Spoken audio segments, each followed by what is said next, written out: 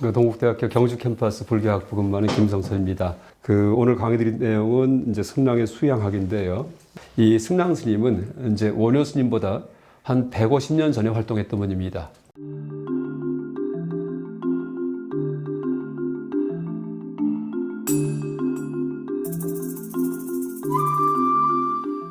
근데 한국에서 활동한 게 아니고 한반도에서 활동한 게 아니고 중국의 그 남조 불교계, 남북조 시대에 남조 북조가 있죠. 그 양지강, 그러니까 양자강, 장강이라고도 부릅니다. 장강을 중심으로 해서 이제 북쪽과 남쪽이 있는데 이 북쪽은 황하 이제 유역의 지방이고요. 남쪽은 양지강 유역의 지방입니다.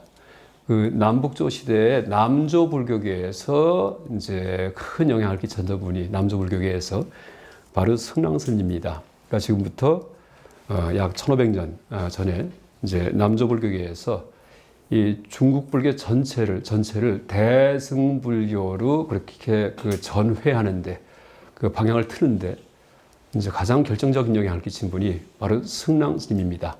승랑 스님 이전까지는 그러니까 중국 불교가 물론 대승불교가 들어가 있긴 있었지만은 그 소승불교 중심의 그 수행을 하고 공부를 했다라고 기록이 남아 있습니다. 근데 승랑 스님께서 이제 그 전기도 없고 책도 없는데 그럼 어떤 역할을 했냐 하면은 이분의 직접적 역할이 아니고요. 이분의 가르침이 다른 분에게 전해져 가지고 그 다른 분들이 이제 여러 가지 그 실제 그 현실 세계에서 큰 영향을 끼칩니다. 그 황제 중에 중국의 황제 중에 승랑 스님의 영향을 가장 크게 받았던 분이 누구냐 하면은 바로 양무제, 양나라 이제 첫 번째 황제 무제라는 분입니다. 무제. 그러니까 이름은 소연찬자라고 이제 부릅니다. 소연. 그러니까 502년도에 기원 후 502년도에 양나라가 건국하는데 아마 이때 승랑 스님 연세가 52세쯤 되겠죠. 근데 이제 그 양무제가 나라를 건국한 다음에 원래는 도교 신자였습니다. 도교. 그랬는데 이제 그 불교로 이제 개종을 합니다. 중간에. 그 다음에 그 모든 불교 경전을 배우고 그 당시 양나라의 수도가 그러니까 지금의 남경입니다. 그 당시 이름은 건강 혹은 건업 혹은 금릉이라고 불렀습니다. 지금의 남경. 바로 이제 남경이 여러분 그 양자강 바로 그 유역에 있는 남쪽에 있는 그런 도시입니다. 큰 도시입니다. 난징이라고 뭐 난징 대학살 아시겠죠? 이제 그 남경인데 그 남경을 수도로 했던 나라가 바로 양나라인데 양나라 전체는 그 양무제 1인 통치의 그 나라였다 봐도 됩니다. 나중에 양나라가 이제 망할 때는 이제 그 다음에도 왕위에 오르지만은 다들 꼭두각시 같은 그런 허수아비 왕들입니다. 그 정권을 탈취하기 위해서 꼭두각시 왕을 앉혔다가 나중에 양이 망합니다. 그래서 이 양무제가 548년에 돌아가시는데 양나라가 망하는 게 550년대 중반입니다. 한 10년도 안 돼가지고. 근데 그 10년도 안 된 시절 동안에 양무제의 후손들이 그러니까 꼭두각시처럼 1, 2년 정도 황제를 하다가 물러나고 하는 그런 식의 권력 투쟁에 희생이 됩니다. 그래서 양나라 전체가 양무제가 통치했던 나라다라고 이제 봐도 되는데 양나라의 특징은 불교 국가였다라고 이제 얘기할 수 있습니다. 불교 국가. 그래서 이제 이 양무제의 별명이 보살 황제라고 부르기도 합니다. 그 양무제가 그 남조 불교계에서 그 승권을 장악하기 위해서 여러 가지 행동을 합니다. 이제 나중에 본인이 이제 스님보다 더 스님답게 살기 때문에 그 백의 승정에 올라갑니다. 승정하면은 최고의 스님이에요. 승정. 그러니까 지금의 종정 스님 같은 분입니다. 근데 백의는 흰옷이다 해서 그 백성, 민중을 얘기합니다. 그러니까 일반 제가 불자로서 내가 승정을 하겠다. 황제로서.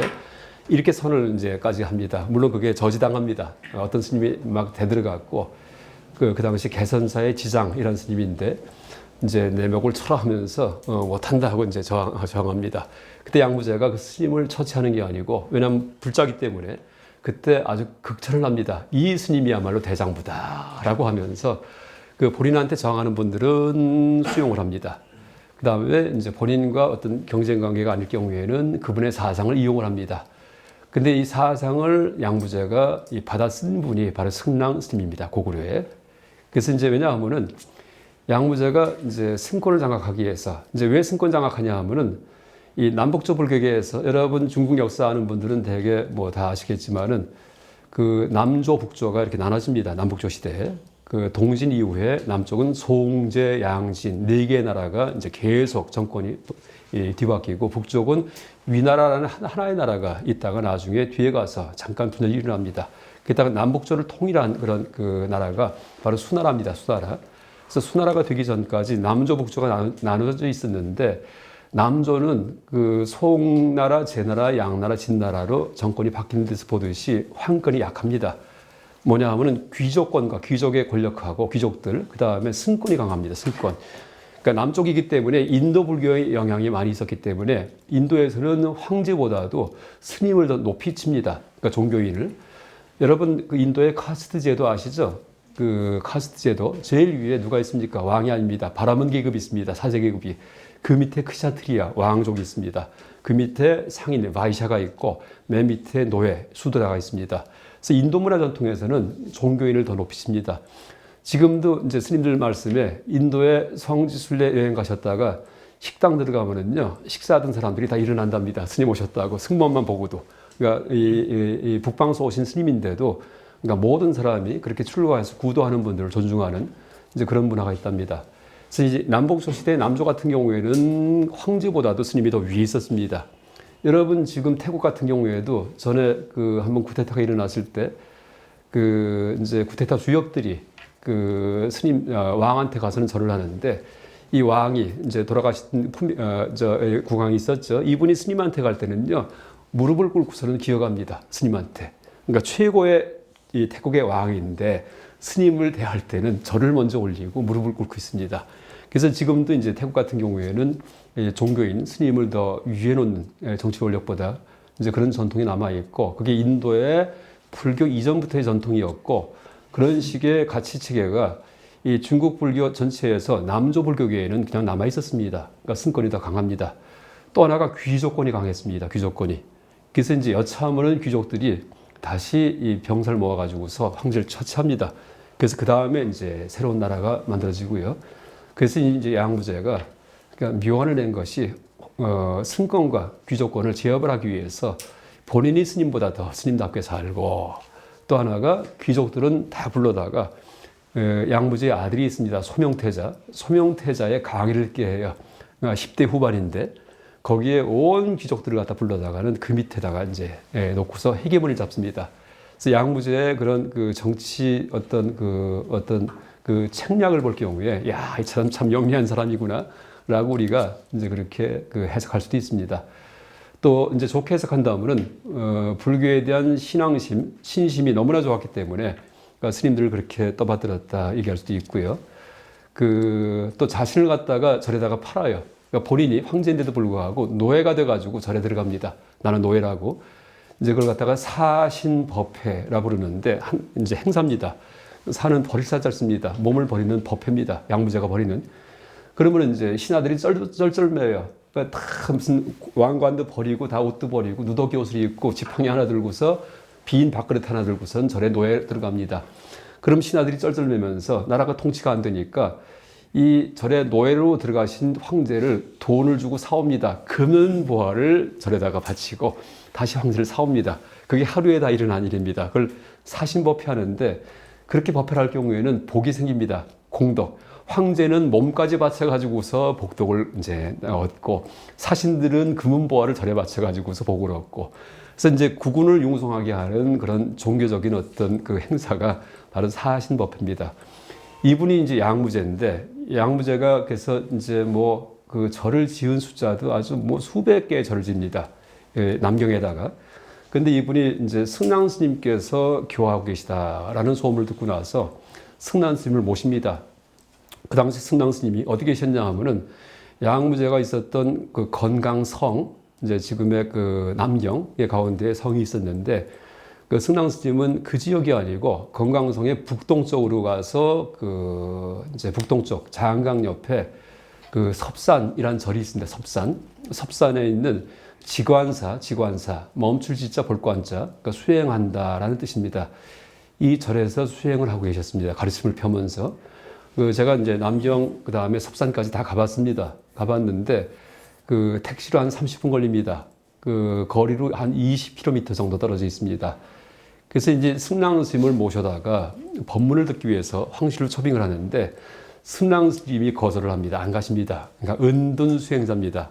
왜냐하면 황권 옆에 있다가는 자칫하면은 정권이 바뀔 때 함께 그 운명을 같이 합니다. 그걸 너무나 잘 아시기 때문에 정치 권력과 거리를 둡니다.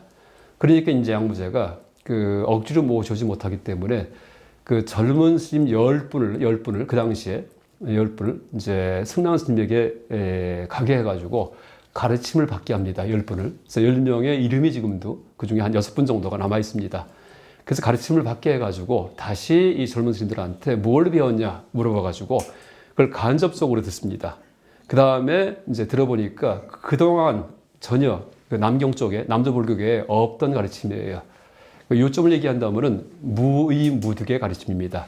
어디에도 의지하지 않고 어떤 것도 얻지 않는다, 포착하지 않는다, 어떤 것도 집착하지 않는다라는 가르침입니다.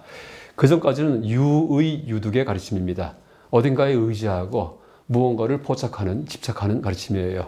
그러니까 불교를 이해할 경우에도 머리 굴려서 이해하는 것은 다 유의유득이에요. 분별적으로 머리 굴려서 고정관념 가지고 이해하는 거기 때문에. 근데 승랑 스님의 가르침은 그게 아닙니다. 내용이 없어요. 잡으면 놔버리고 놓으면 또 잡아버리고 하는 이런 식의 가르침입니다. 나중에 제가 다시 한번 그 가르침에 대해서 또 말씀드릴 겁니다. 그러니까 세상에 처음 보는 겁니다. 이 가르침을. 근데 물론 그 가르침이 처음 나타난 게 아니고 동아시아 불교계에 400년대 초에 구마라습이라는 스님이 들어오셔가지고 구마라습 이분이 이제 그 인도 북쪽에 그 타클라마칸 사막, 히말라야 북쪽에 타클라마칸 사막이 있는데 그 위에 구자국이라는 나라가 있습니다. 구자국. 여기에 계셨던 분입니다. 이분이 이제 아주 종교의 천재입니다. 너무나 영민했기 때문에 이 보물이에요. 이분이 모셔온 분입니다. 한 20년 걸려가지고서 아주 고초를 겪다가 장안까지 모셔와가지고, 그러니까 요 나라 때, 그러니까 요진 때, 요진. 그러니까 진나라가 이제 옛날 진샹이 진나라가 있고 후대에 5호 16국 시대에 그러니까 400년대, 300년대입니다. 이때에 이제 그 진 이름을 따가지고서 그러니까 전진, 후진해서 지인이 생깁니다. 전진은 여러분 잘 아실 겁니다. 전진의 왕 부견이 소수림왕 2년에 고구려에 불상전했다. 이게 전진이고요. 이때는 부시 정권이에요. 부시 성이요. 근데 이 부견이 전쟁에서 죽어요. 그러니까 이제 요시 정권이 성립합니다. 그러니까 진나라 말은 똑같이 쓰는데 자기 성을 써가지고 요진 이렇게 부릅니다. 이 후진입니다. 근데 요진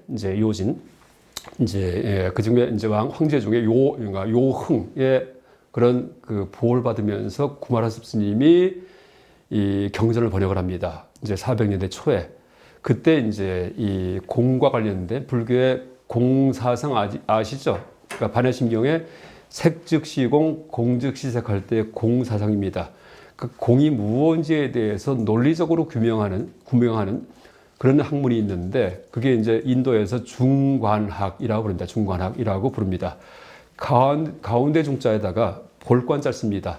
근데 이제 이 중관학 문헌을 다시 말해 공에 대해서 공의 의미가 무언지에 대해서 논리적으로 설명하는 중관학 문헌을 이제 그 한문으로 번역한 분이 바로 구마라습 스님입니다. 그분 밑에서 이제 그런 중관학 문헌을 연구하는 이제 흐름이 크게 일어납니다. 그래서 이 중관학 문헌 중에 뭐 중론, 백론, 십이문론 이런 식의 대지도론 그런 논들이 있는데 그 논 중에서 중론, 백론, 십이문론 이 세 가지가 아주 대표적인 논입니다. 뭐 논문 해도 됩니다. 논문. 그래서 이 세 가지 논문을 이름을 삼아 가지고 이제 그렇게 공을 논리적으로 설명하는 학문을 삼론학이다라고 부릅니다. 삼론학. 그래서 이 삼론학이 구마라습 스님 당시에 그 제자들에 의해서 크게 일어납니다. 대표적인 인물이 그러니까 승조라는 승조 스님입니다. 승조. 그래서 이제 이런 삼론학이 일어났는데 구마라습 스님 돌아가시고 나서 얼마 있다가 이 당나라 장안이 지금의 시안입니다. 시안. 진시황 능이 있는 곳입니다. 양귀비가 있던 곳이고 이제 이 당나라 장안이 418년도에 이 흉노족의 침입을 받습니다. 형련발발이라는 흉노입니다. 그래서 완전히 피해가 됩니다. 또 이 흉노는 불심이 없었기 때문에 스님조차 살육을 합니다. 그래서 스님들이 이제 그 당시에 구마라습 스님의 제자들이 뿔뿔이 중국 전역에 흩어집니다. 그래서 이 그 삼론학, 다시 말해 이 공사상의 이제 그런 어떤 전통, 대승불교 전통이 다 무너져 버립니다. 그러면서 100여 년이 흐르면서 중국 전역이 다 소승불교 중심의 그런 그 과거와 같은 이 불교 실행을 하는 그런 그 분위기로 바뀌었는데 그 이후에 한 100여 년 지난 다음에 드디어 승랑 스님이 양무제의 양나라 남조 불교계에 나타나셔가지고 그 옛날 장안의 그런 공사상, 삼론학, 대승불교 이걸 부흥을 시키십니다. 그래서 승랑 스님이 없었으면은 중국 전체는 그냥 다 소승불교예요. 근데 승랑 스님이 이제 양무제에게 간접적으로 양무제가 보낸 10명의 학생들을 통해서 학생들 간접적으로 가르침을 전해가지고 이 양무제가 이제 그 가르침을 받고서 그 전까지는 양무제가 스님들한테 배우기만 했어요. 근데 가르침을 받은 다음부터는 본인이 강의를 시작합니다. 그래서 반야경, 그러니까 대품반야경이라는 큰 반야경이 있습니다. 그러니까 공을 얘기하는 모든 게 공하다는 것을 여기에 대한 해설을 갖다가 하기 시작합니다. 그게 517년이에요. 그러니까 승랑 스님에게 10명의 학생을 보낸 것은 512년이었고요. 양무제가 강의를 시작한 게 517년이다. 17년. 한 5년쯤 있다가 드디어 이제는 법문까지 시작을 합니다. 그때 이제 그 당시 양나라 수도인 금릉, 건강에 있던 다른 스님들과는 전혀 불교관이 달랐기 때문에 어떻게 달랐냐 하면은 유소득이 아니고 무소득이에요. 가르침에 집착하는 게 아니고 불교조차도 놓아버리는 식의 그런 가르침입니다. 그러다 보니까는 야 특이하구나 해서 양무제의 가르침을 제지의라고 불렀습니다. 제지의. 여러분 제자는 제한하다 할 때 제자입니다. 근데 여러분 교지 아시죠? 아마 KBS 진품명품 프로에 보면은 가끔 교지가 나옵니다. 왕의 명령 해가지고 교지와 제지가 같은 뜻입니다. 그러니까 황제의 명령은 제지라고 부릅니다. 또 왕자의 명령은 령지라고 부른다. 그러니까 명령하다 할 때 영자 써가지고요. 그러니까 제지의는 황제가 명령으로 만든 뜻이다라는 뜻입니다. 앞으로 공에 대해서는 내가 가르친 이 방식대로 이해하거라라는 그런 명령입니다. 제지. 근데 그 제지가 바로 그 역사책에 보면은요, 승랑 스님의 영향을 받아가지고서 생긴 양무제의 대승적 불교관이다라고 일합니다. 그래서 이제 지금 이 동아시아 불교가 대승이다라고 얘기를 하지만은 실제 그 흐름을 이제 크게 대승으로 전향시킨 이 사상적 지주는 승랑이었고 그걸 정치 권력이 퍼뜨렸는데 그것은 양무제였고 그다음에 양나라가 망하고 나서 그다음에 이제 양나라가 망하고 나서 진나라라는 나라가 이제 건국됩니다. 진나라 송제 양진할 때 남조의 마지막 왕조입니다. 근데 진나라에서 이 불교 이데올로기를 바꿉니다. 바로 승랑 스님의 삼론학으로 바꿉니다. 그래서 이제 그 다음부터 진나라 때 그때 삼론학 승랑 스님의 사상이 중국 전역에 퍼집니다. 그래서 이 승랑 스님이 앞장서서 나타나가지고서 세속에서 법문하신 것은 아니지만은 그런 정치 권력이든지 당신의 제자한테 큰 영향을 줘가지고 이 동아시아 불교 전체가 대승화하는데 크게 기여했다라고 얘기할 수 있습니다. 일단 아마 생애도 짐작하실 겁니다. 그러니까 승랑 스님께서 가장 큰 영향을 끼친 황제가 양무제다. 보통 양무제 하면 불교인 같은 경우에는 양무제와 달마 스님의 문답에 대해서 되게 많이 아십니다. 그러니까 달마 스님이 그 선불교의 첫 번째 스승이에요. 선불교. 근데 이분이 인도의 왕자였는데 중국에 들어와서 이 양무제 만나가지고 이제 문답을 합니다. 근데 양무제가 아까 말씀드렸듯이 호법왕이기 때문에 큰 불사를 많이 해요. 절도 많이 짓고 탑도 많이 짓고 합니다. 그러면서 이제 달마한테 내가 참 공덕이 크지, 공덕이 좋은 일 많이 했죠? 라고 물어보니까 이 달마 대사가 합니다. 없다. 이렇게 합니다. 그리고 가버립니다. 아주 참 충격적인 말을 합니다. 그게 이제 달마와 양무제 문답이에요. 그런 게 다 화두, 그러니까 불교의 화두, 관화선 수행의 소대로 쓰입니다. 이제 그분이 양무제인데 실제 그 양무제를 대승으로 전향시킨 분이 승랑이었다. 이렇게 이해하시면 아주 쉽습니다. 그래서 원래 내려오신 이 강남에 내려오신 그 시기는 한 479년도입니다. 479년도. 그러니까 기원 후 450년경에 탄생하셨다가 470년쯤 해가지고 출가하십니다. 이제 고구려에서 출가하시고 온갖 불전을 다 습득하시고 그 다음에 한 6년 있다가 20대 중반에 그러니까 드디어 중국에 들어가십니다. 그래서 장안이든지 그러니까 도낭까지 가십니다. 도낭. 혹은 이제 북유의 수도인 평성 이런 데를 방문하십니다. 이런 기록들이 지금 다 남아 있습니다. 그래서 이제 중국의 북조의 불교를 갖다 배운 다음에 그 다음에 479년도에 남쪽에 내려오십니다. 그래서 드디어 이제 479년부터 그 지금의 남경 쪽에 머무시는데 처음에 오셨을 때 머문 곳은 그 종산 기슭에 있는 초당소입니다. 종산은 여러분 지금의 남경의 자금산이 바로 종산입니다. 자금산이 뭐냐 하면은 여러분 소문 아시죠? 신해 혁명의 이제 그 주도자.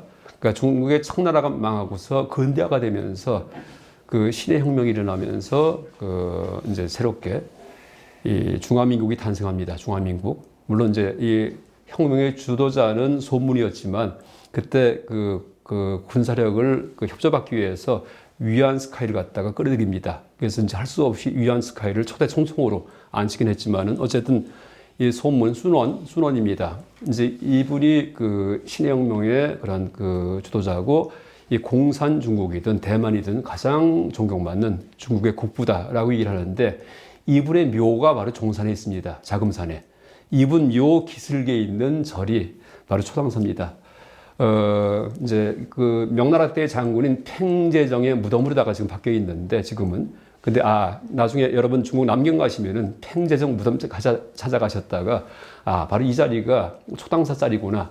고구려 성당 스님이 처음 와서 머문 곳이구나라고 이해하시면 됩니다.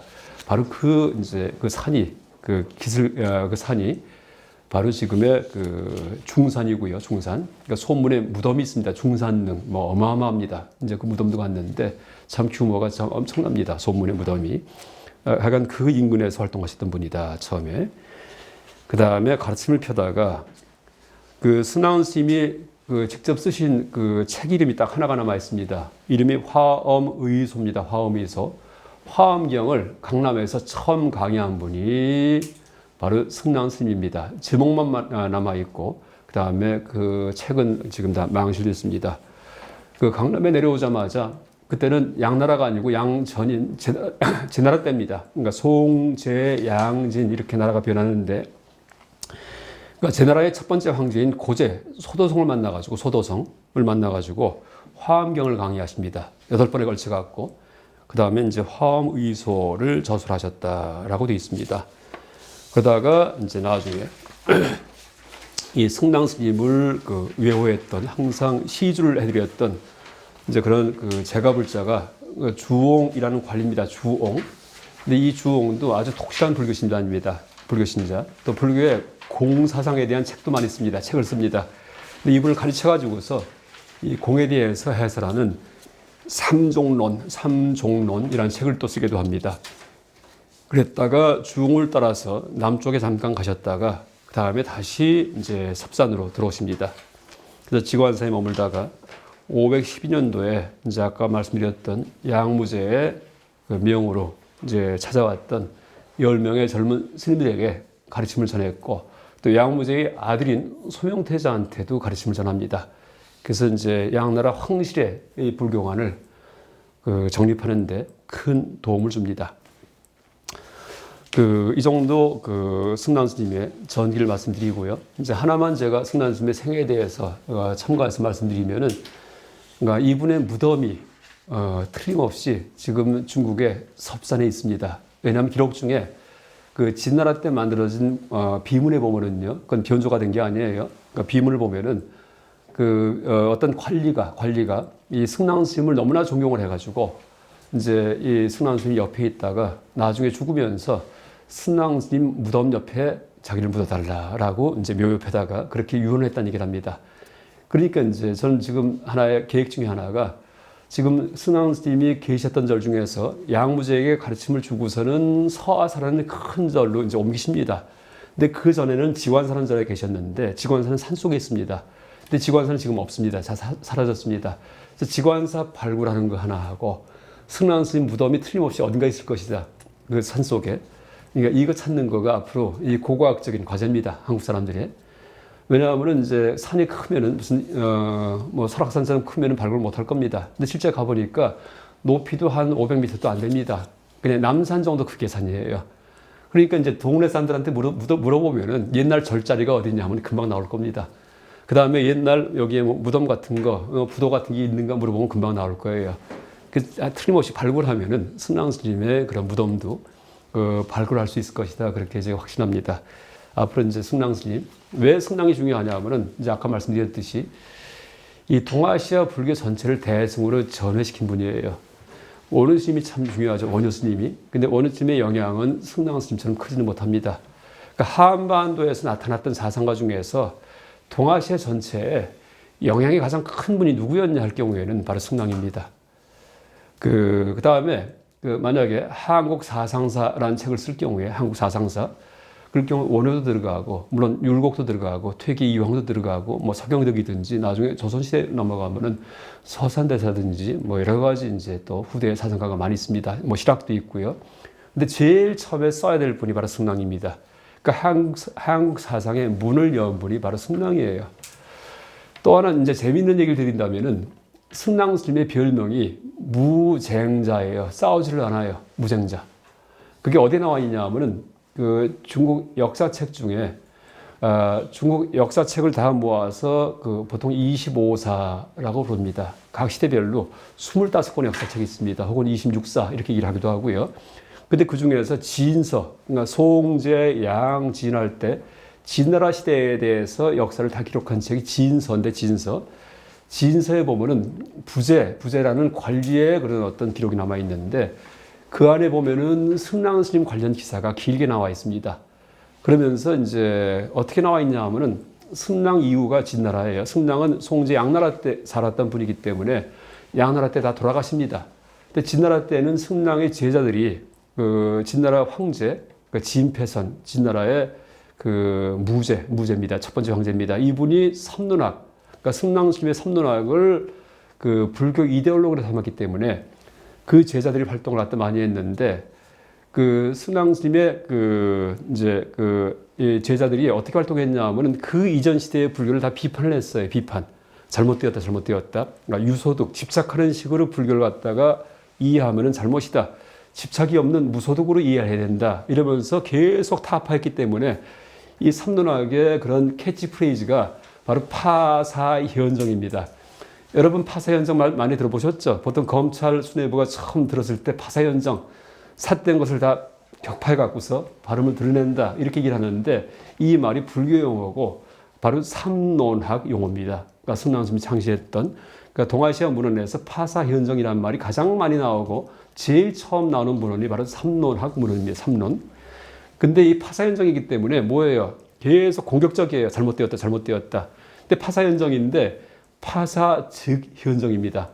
그래서 불교가 뭐냐 할 때 잘못된 걸 논파하고서 발음을 이겁니다라고 제시하는 게 아니에요. 그냥 비판만 하면 그게 불교다라는 뜻입니다. 비판만 하는 것이 바로 공사상입니다. 공사상. 공이 이거다 하고 제시하는 게 아닙니다. 그래서 이제 그게 삼론학의 핵심인데 그러니까 비판 그 자체가 공이에요.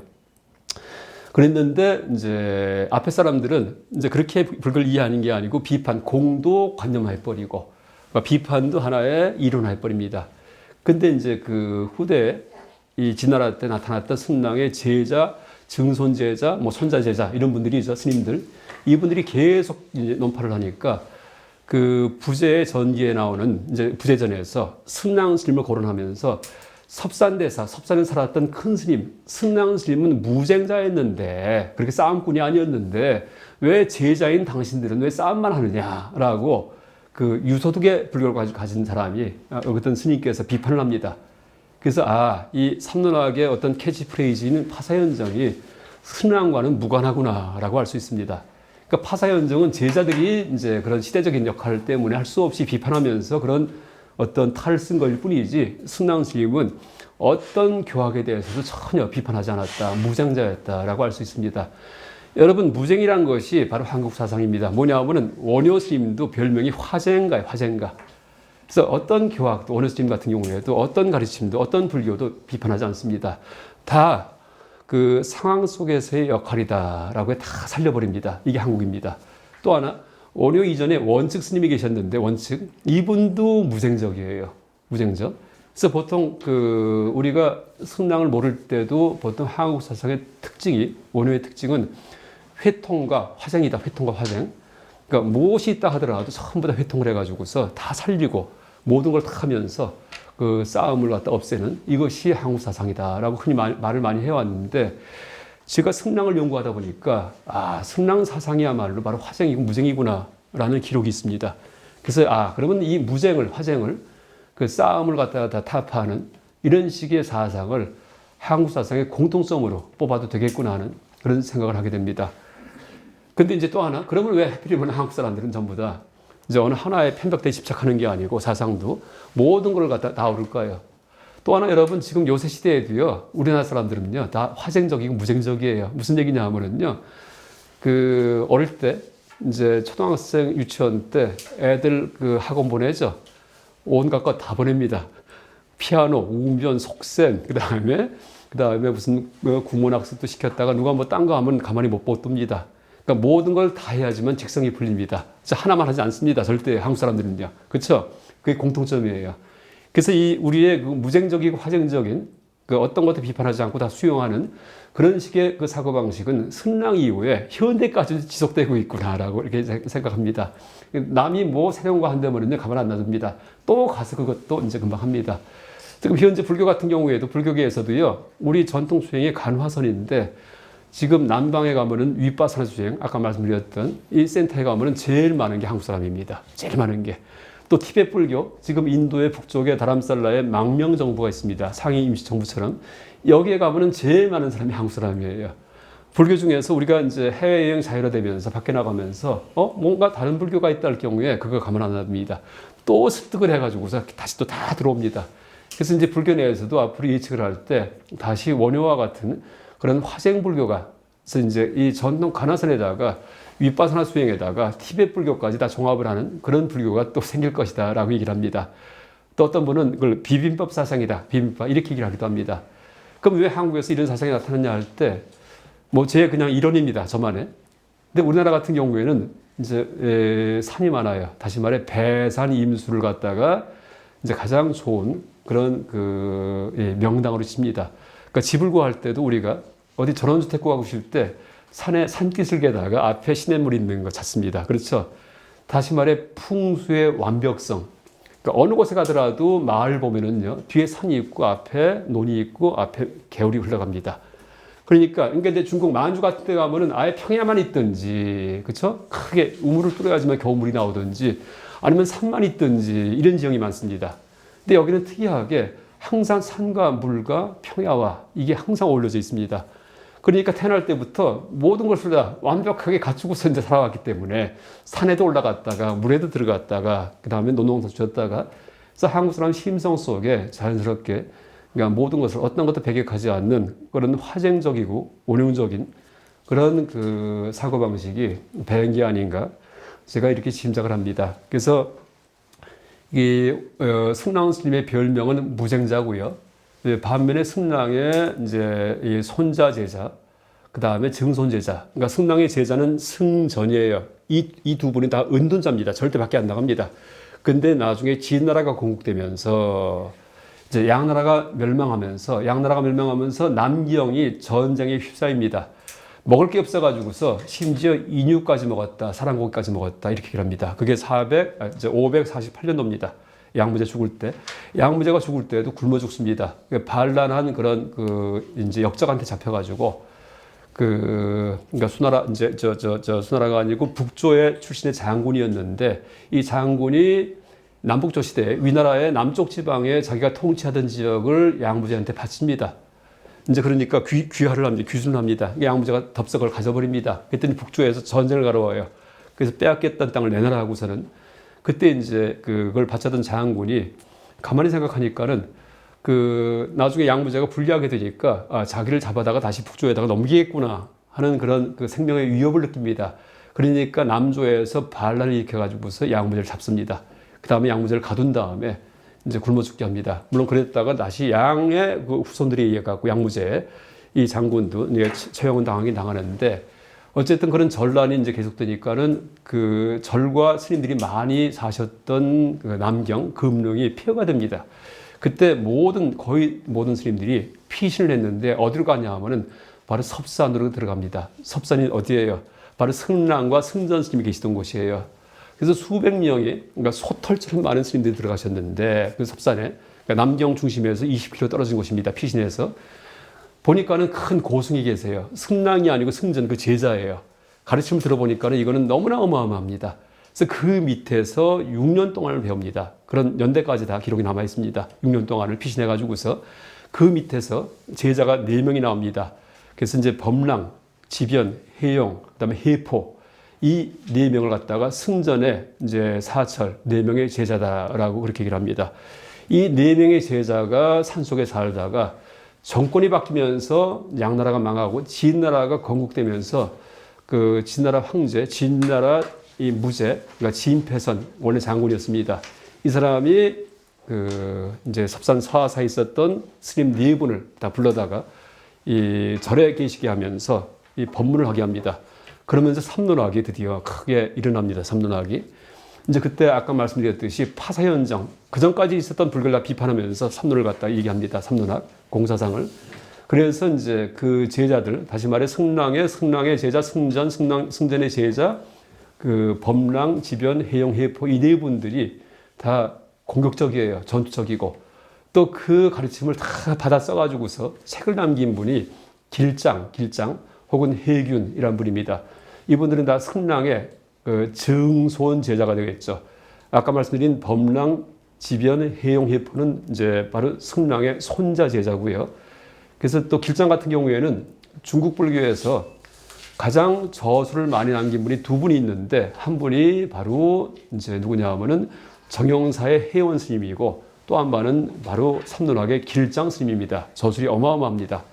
그래서 이제 그 길장 스님이 스승인 범랑의 가르침을 받았었기 때문에 지금도 우리가 그 길장의 책 속에서 승랑 스님의 이름을 볼 수 있습니다. 근데 어떻게 묘사되어 있냐 하면은 엄청난 성인으로 묘사를 합니다.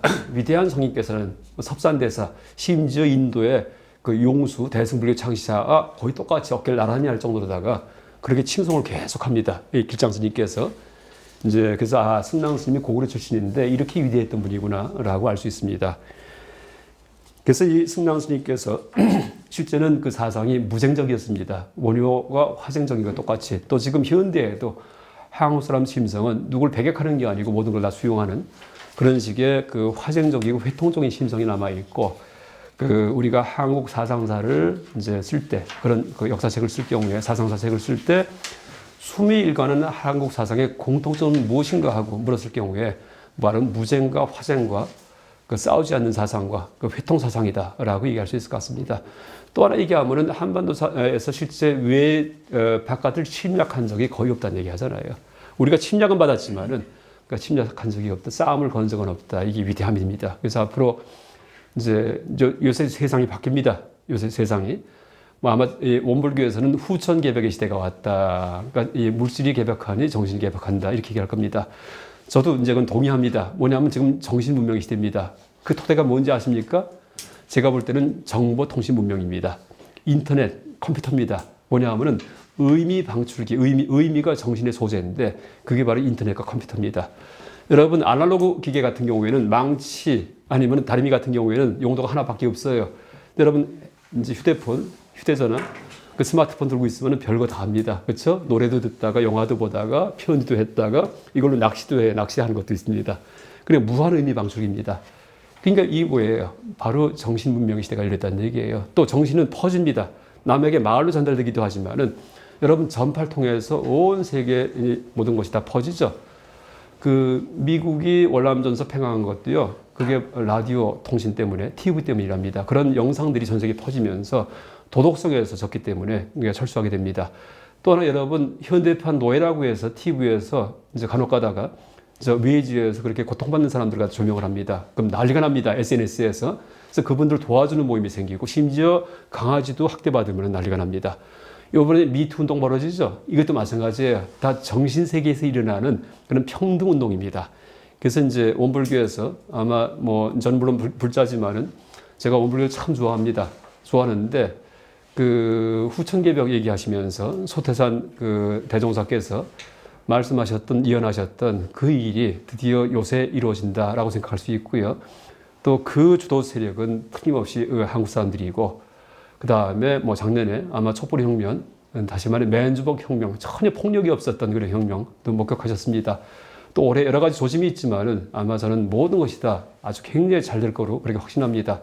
또 하나 지금 승남과 이제 연관시켜서 말씀드린다면은 무쟁, 싸우지 않고 화쟁, 싸움을 갖다가 원효스님의 그렇게 그 조화롭게다 이제 평화롭게 살게 만드는 이제 또 하나 회통 모든 것을 다 종합을 해가지고서 이제 얽혀서 하나로 만드는 그런 식의 심성과 사상이 승랑에서 이제 시작되었다라고 이제 얘기할 수 있습니다. 그리고 끝으로 승랑스님의 사상에 대해서 이제 수양론에 대해서 이제 어떻게 수양할 것인지에 대해서 제가 그 승랑스님이 어떻게 말씀하셨는지를 정리해봤습니다. 그 책은 남아 있지 않지만은 아까 말씀드렸듯이 그 승랑스님의 증손 제자인 길장스님의 저술 속에 아주 수십 군데에서 승랑을 거론하면서 이렇게 사상을 얘기합니다. 또 역사책에도 이제 많이 남아 있고요. 또 다른 이제 비문이든지 이런 데도 많이 남아 있는데 과거에는 승랑에 대한 연구가 잘 안 됐습니다. 왜냐하면 이걸 다 뒤지려면은요, 도서관 가서 맨날 며칠 살면서 책을 다 펴봐야 됩니다. 그러니까 승랑자 붙은 말이 뭐가 있는지. 근데 제가 연구하게 된 이유는 딴 게 아닙니다. 제가 잘나서가 아니고 바로 정보통신 문명 때문에 검색 기능 때문에 모든 것이 다 데이터베이스에 되어 있습니다. 중국의 역사책, 진서, 25사가 전부 다 그 사고전서 전체가 다 그 네 가지 창고에 있는 중국 문헌이 전체가 다 그게 데이터베이스가 돼가지고 검색하면 금방 나옵니다. 그래서 승랑을 딱 치면은요, 그게 수십 개가 쭉 뜹니다. 그래서 이제 그걸 다 정리했고요, 제가. 일단 모든 불교 그 스님 전기들 또 다 데이터베이스가 되어 있습니다.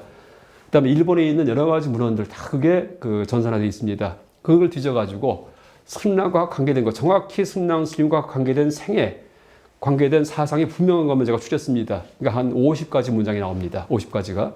그걸 제가 다시 정리해가지고 생애를 정리했고, 아까 말씀드렸던 사상을 정리했는데, 사상을 정리하니까 딱 네 가지입니다. 네 가지. 이제 말로 해본다면은, 이원적 범주론, 이원적 범주 카테고리 2번, 듀얼리스틱 카테고리입니다. 그러니까 이원적 범주론. 그 다음에 무득의 오도론, 무득. 아무것도 포착하지 않는 깨달음이다. 오도론. 그 다음에 상직의 실상론, 실상. 참모습은 상직한다. 그러니까 공과 현상이 그냥 일체에 있다. 상직의 실상론. 진리와 세속이 일치한다. 이런 뜻입니다. 상직의 실상론. 그 다음에 이제 방편적 교화론. 이런 식의 상직의 실상을 남에게 가르칠 경우에는 어떤 도구말 수입시키는 게 아니고 상대방에 따라 가지고서 다 각 가지로 다르게 가르친다. 그렇게 얘기할 수 있습니다. 그래서 이 네 가지가 승랑스님의 사상입니다. 그래서 이제 다시 풀어서 설명드린다면은, 그러니까 이원적 범주는 뭐냐면은요, 승랑스님이 불교에 대해서 강의하실 때, 얘기하실 때, 이 가르침을, 모든 이론들을 이분법적으로 분리를 합니다. 이분법적으로. 그래서 이제 예를 들자면은, 그러니까 체용, 체가 뭐죠? 실체, 용은 작용이죠. 혹은 유무, 있다, 없다. 혹은 권실, 권은 방편이고, 방편권자, 실은 참실자입니다. 방편과 진리 이렇게 됩니다. 진실, 권실, 리교, 진리와 가르침, 리교, 권실, 유무, 쌍척, 그 다음에 단복, 단수와 복수 이런 식으로 두 개의 그런 개념틀을 가지고서 먼저 여러 가지 사람들의 생각을 정리합니다. 물론 목표는 두 개의 개념틀을 다 타파하는 거예요. 그래서 나중에 끝에 올라가면은요, 그러니까 상직의 실상이에요. 상직의 실상. 아까 구분했던 유무가 우리의 분별의 세계에서는 나눠져 있습니다. 있다 없다가. 근데 실제 참된 걸 딱 발견하고 보니까 유즉 무다, 무즉 유다, 유가 무다. 모든 것은 유와 무를 갖다가 함께 갖고 있다. 이런 식의 통찰이 최고의 통찰입니다. 제가 한번 예를 들어 보겠습니다. 제가 이제 너무나 이런 그 개념만 갖고 얘기를 하기 때문에 힘듭니다. 어렵습니다. 그러니까 쉬운 예를 든다면은요. 지금 오늘 제가 이 강의실에 처음 들어왔는데 여러분도 아마 처음 이 강의실 오셨을 때 이 강의실이 큰가요, 작은가요? 들어왔다가 작네 이럴 수가 있습니다. 왜 그럴까요? 내가 큰 강의실 염두에 뒀기 때문에 보니까 작아요. 그럼 작아집니다. 근데 저는 처음 들어왔을 때 크구나 이렇게 생각했어요. 왜냐하면 이제 방송 촬영한다 얘기 들었는데 제가 보통 촬영장에 가면은 이제 작습니다. 근데 굉장히 크네 이렇게 됐습니다. 왜? 작은 걸 염두에 두면 이제 이게 커집니다. 그럼 이 방의 크기는요, 이 방의 크기는 큰가요, 작은가요? 원래는 크지도 작지도 않죠. 그럼 이 방의 크기가 크다 작다는 누가 만들었나요? 내가 머리가 만든 겁니다. 작은 방을 염두에 두면 커지고요, 큰 방을 염두에 두면 작아집니다. 그럼 실제로 이 바깥 세계에서 이 방의 크기는 실제 어떨까요? 클까요? 작을까요? 큰 것도 아니고 작은 것도 아닙니다. 그걸 한문으로 표현해 보십시오. 비대비소 이렇게 됩니다. 그렇죠? 아니 비자, 큰 대자. 큰 것도 아니고 작은 것도 아니다. 혹은 무대무소. 큼도 없고 작음도 없다. 실제 세계, 실상의 세계를 얘기합니다. 여기는 큼도 작음도 없습니다. 큼 작음은 다 어디 있습니까? 다 이 머릿속이 만든 겁니다. 머릿속이. 그래서 불교에서 모든 게 마음이 만들었다 할 때 제가 가장 쉬운 예만 하나 들었는데 사암, 죽음, 천체가 다 똑같습니다. 사암, 죽음도 실제 없습니다. 그 나중에 전문적으로 승랑 강의할 때든지 불교 강의할 때 다 논리적으로 설명할 수 있습니다. 근데 이제 지금 제가 유무 상식을 얘기 드리기 위해서 이제 말씀드렸는데 지금 크다 작다가 바깥 세계에 없죠. 그러니까 어떻게 돼요? 그러니까 바깥 세계에 없다는 게 무입니다. 무. 그렇죠? 실제 세계에는 실제는 무의 세계 아무것도 없어요. 큰 작용이 없습니다. 근데 내가 떠오를 때, 방 들어올 때, 아, 작구나 라는 그런 소가 떠올랐죠. 소. 그렇죠? 이 소가 유예예요. 그러니까 아니면 크구나 라고 떠올랐죠. 이것도 유예예요. 유. 있음의 세계입니다. 생각에 떠오르는 겁니다. 근데 그게 어떻게 돼요? 무슨 작다 크다 했을 때 그게 다른 거에 대해서 이렇게 얘기한 게 아니고 바로 이거에 대해서 얘기한 거예요. 바로 지금 이 방의 크기가 없으면서 크면서 작습니다. 그렇죠? 그러니까 방의 크기가 없다는 무하고 크다 작다 하는 유하고가 겹쳐있다는 얘기입니다. 그렇죠? 그게 참모습이에요. 이 방의 크기가 없다 해도 틀려요. 왜? 머릿속에서는 크다 작다를 떠올리기 때문에. 이 방의 크기는 무다 해도 틀립니다. 이 방의 크기는 작다 해도 틀려요. 왜? 크다 할 수도 있기 때문에. 그럼 이 방의 크기 실제 모습은 뭘까요? 크다 작다 하고 없다가 중첩되어 있는 거, 이게 실제 방에 대한 올바른 끝의 통찰이다 이런 뜻입니다. 그게 상직의 실상론이에요. 예를 하나 들었지만은요. 근데 그 얘기를 해주기 위해서는 처음에 뭐예요? 크다 작다 있다 없다를 갖다 이렇게 이분법적으로 구별을 해가지고서 말을 꺼내야 됩니다. 그러니까 승랑 스님께서 말을 꺼낼 때는 항상 이분법적으로 말을 꺼내기 때문에 이원적 범주론부터 시작을 합니다. 그때 끝에 가서는 이원적 범주가 중첩돼 버리기 때문에 상직의 실상이 됩니다. 그러니까 이제 보세요. 그런 식의 상직의 실상을 갖다가 우리가 체득을 할 때 머릿속에 뭐가 들어와요? 아니죠. 그 전까지 있던 사고방식만 다 타파됩니다. 그게 깨달음인데, 그러니까 크다 작다에 대한 깨달음을 얘기하는 건데 이게 무득의 오도예요. 어떤 것도 내 머릿속에 개념화되지 않고 크다 작다가 원래 없다는 그런 깨달음은 없습니다. 그래서 무득의 오도론입니다. 그 다음에 나중에 누군가가 이 방의 크기에 대해서 물어봅니다. 가르칠 때 어떻게 가르칩니까? 상대가 크다고 생각해, 크다고. 이럴 경우에는 이 방은 큰 것이 아니야 라고 그렇게 말을 합니다. 큰 것이 아니야 라고 말을 했지만은 그게 항상 적용이 돼요. 다른 사람이 작은 거라고 막 주장할 경우에는 이 방은 작은 것이 아니야 이렇게 또 말을 하겠죠. 이럴 때는 저렇게 얘기했고 저럴 때 이렇게 얘기합니다. 왔다 갔다 해요. 그래서 방편적 교화입니다. 그래서 이제 이런 방식으로 그 세속의 세계에서 진리의 세계까지 향상을 하고 또 진리의 세계에 통찰이 있을 경우에 세속에 이제 그 머리가 그 집착이 돼 있는 사람들에게 가르침을 베풉니다. 그래서 승랑 스님의 사상은 이원적 범주론, 그 다음에 상직의 실상론, 그 다음에 무득의 오도론, 방편적 교화론 이렇게 얘기할 수 있습니다. 그래서 이제 이 네 가지를 문장화 해가지고서 제가 이제 끝으로 정리하면서 오늘 강의를 모두 마치겠습니다. 이원적 범주로 상직의 실상을 깨닫지만 깨달음의 내용이 있는 게 아니기에 무득의 오도이고, 그렇죠? 깨달음의 내용이 있는 게 아니에요. 다 타파할 뿐입니다. 상직의 실상을 이제 깨달은 분 입장에서 이원적 범주로 가르치지만 말을 할 때는 뭐예요? 크다 작다 있다 없다 이런 말을 해야 됩니다. 교화 시기와 대상에 맞추어 교수를 베풀기에 방편적 교화다 이렇게 얘기할 수 있습니다. 약간 경청해 주셔서 감사합니다. 이상 강의 마치겠습니다.